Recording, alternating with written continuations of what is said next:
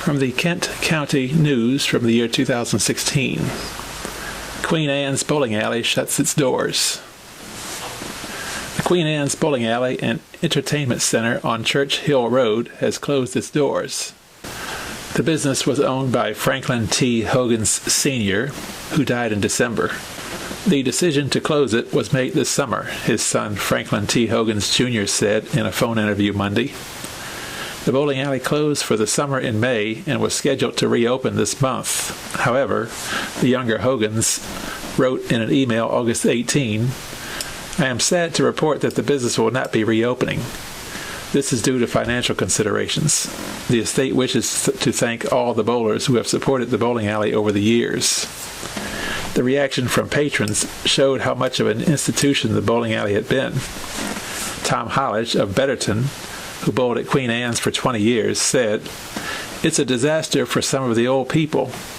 He said there were many high school and college-age bowlers among the patrons as well.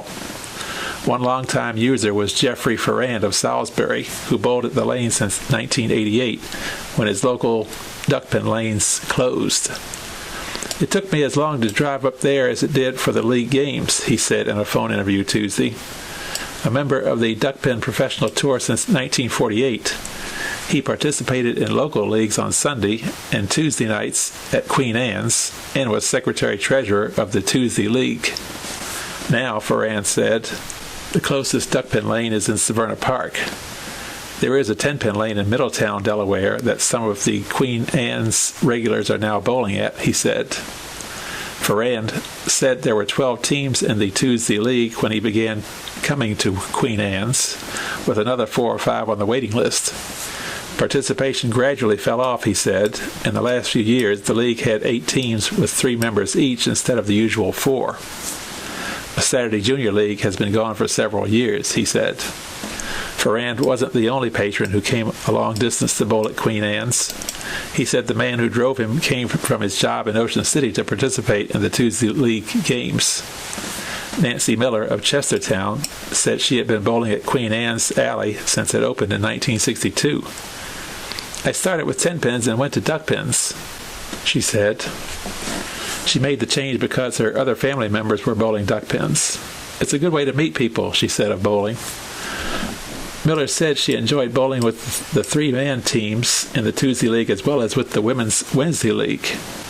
She said she learned of the closing in an August 15 email from Ferrand canceling the organizational meeting for the leagues.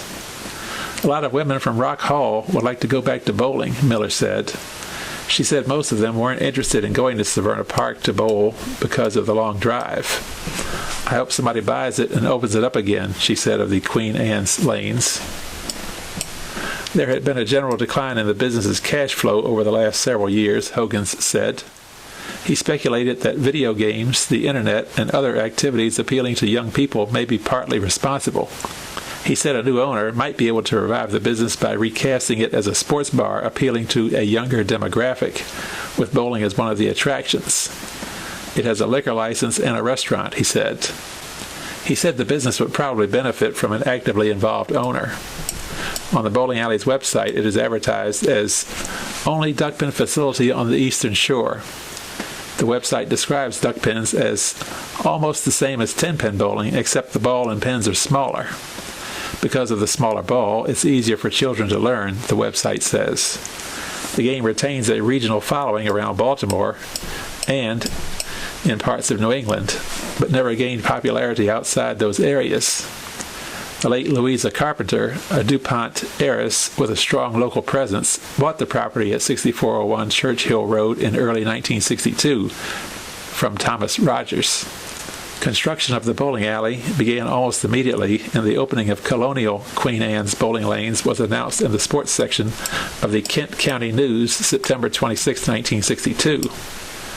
The article, as much a promotional piece as a news story, included photos of the managing director, former baseball star Bill "Swish" Nicholson, and the promotional director, John Benjamin.